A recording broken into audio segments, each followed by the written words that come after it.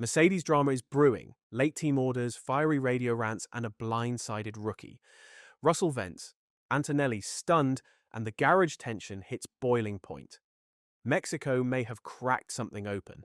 Kimi Antonelli was blindsided by Mercedes' mid-race call to shuffle the order in Mexico. On the lap 41, he stepped aside to let a fired-up George Russell through for P4. After Russell spent several laps venting that Antonelli was holding him up while Oscar Piastri closed in fast. Once released, Russell set his sights on Oliver Behrman, but the Haas driver proved untouchable. Post-race, Antonelli revealed he had no clue Russell was lobbying for the switch, admitting the move caught him by surprise. The miscommunication? Just another twist in Mercedes' tense afternoon. I didn't know he was asking that on the radio. I just got the information from the team to make the swap into turn 4, which kind of caught me by surprise initially. I respect their decision.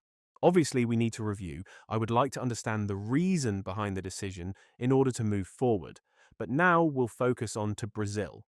Russell eventually returned the favor, giving the position back to Antonelli as they finished nose to tail in 6th and 7th. But Antonelli wasn't thrilled with the timing. He felt the swap came too close to the second round of pit stops, leaving little room for either driver to capitalize. For him, it wasn't just about the gesture, it was about the missed opportunity. Mercedes, he hinted, could have played it smarter. I really appreciate that from the team, because at least I got the position back. We need to review, the Italian stated.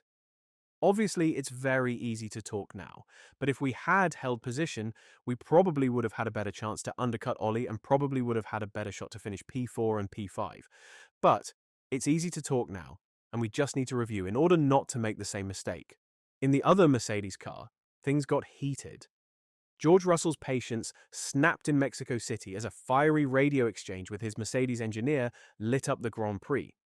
Starting 4th at the Autodromo Hermanos Rodriguez, Russell was instantly shuffled back when Max Verstappen muscled ahead, despite slicing through the opening corners.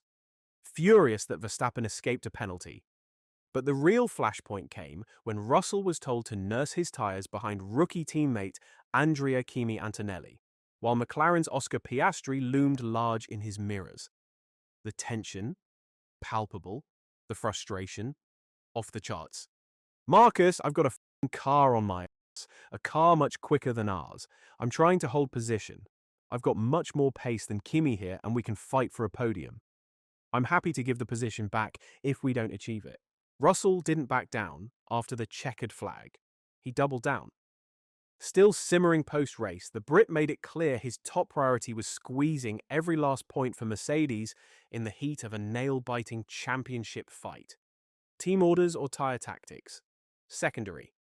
For Russell, it was all about the bigger picture. Ordinarily, we work as a team, and we're in the fight for P2 of the championship. I could see Kimi was struggling to get past them, and I was in his DRS train. So when my tyres were in a good place, I was ready to attack. Ultimately, we left it too long, and by that point there was no need to swap positions. Either do it straight away or not at all. Russell didn't mince words. He firmly believes Mercedes dropped the ball. In his view, the situation wasn't just mishandled, it was mishandled needlessly. Post-race, he made it clear. There was a better way, and the team will be digging into exactly how things should have gone down. Expect some serious debriefing behind closed doors. I mean, Marcus is conveying a message. He's not the one in that position making the decisions. So we need to sit down and talk as a team. Despite the heated radio drama, as mentioned earlier, Russell and Antonelli finally swapped positions on lap 41. But by then, Russell's tyres were toast. He called the move too late, and it showed. The window to attack had slammed shut, and with grip fading fast, Russell was a sitting duck. On lap 60, Oscar Piastri pounced, diving into turn 1 with a gutsy move that left Russell helpless to defend. The chase was over before it began. I mean, he was clearly much quicker than us. We didn't have the pace today, but I think if I came around the first corner in P3, we'd have finished P3. That's the story of the season. With just 4 races to go, the Constructors' Championship is on a knife's edge. Ferrari and Mercedes are locked in a one-point duel, while Red Bull lurks just behind. Only 10 points separating all three juggernauts. It's a three-way showdown with everything on the line, and every lap could tip the balance. Buckle up. Ultimately, I'm not battling Kimi in a championship or a fight. We're battling Ferrari and Red Bull for the championship. Ultimately, we finished P6 and P7 today. It could have worked out differently. On Mercedes' pit wall side, the team has admitted that they indeed should have made the call much sooner than they did.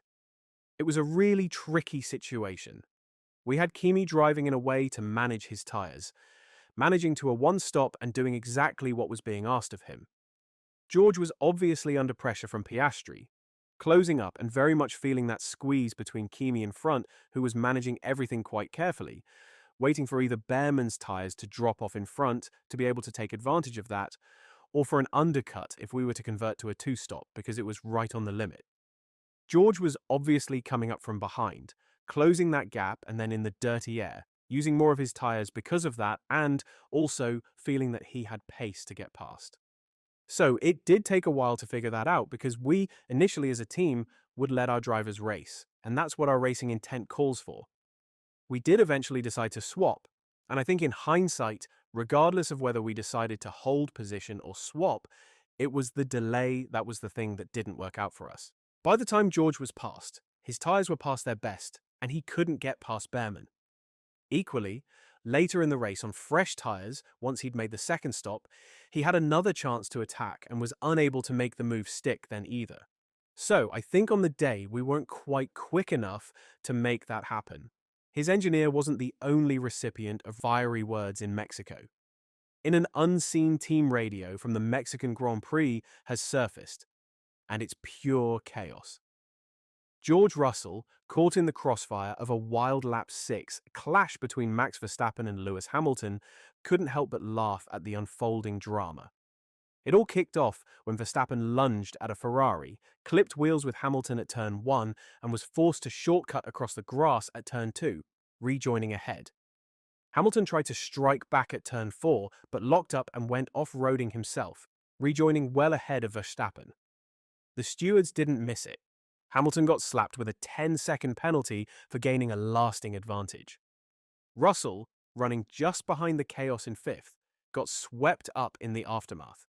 As he tried to pass Verstappen at turn 5, he was forced wide, opening the door for Oliver Behrman to sneak through. Then, at turn 6, Andrea Kimi Antonelli pounced, dropping Russell to 7th in a matter of corners. Over the radio, Russell was momentarily speechless before cracking a jab at his younger rivals, comparing the whole mess to a bunch of go-kart rookies. The tone, equal parts disbelief and dry British sarcasm. Russell: "Ah! Ha ha! Ha!" Marcus Dudley: I'm with you. I know. Russell: "These kids are a f***ing joke. Reminds me of my first ever go-kart race." Mercedes' Mexico meltdown has fans asking, was this just miscommunication or the start of deeper unrest? Should Russell have been let through sooner? Drop your take in the comments and hit subscribe for more F1 drama decoded.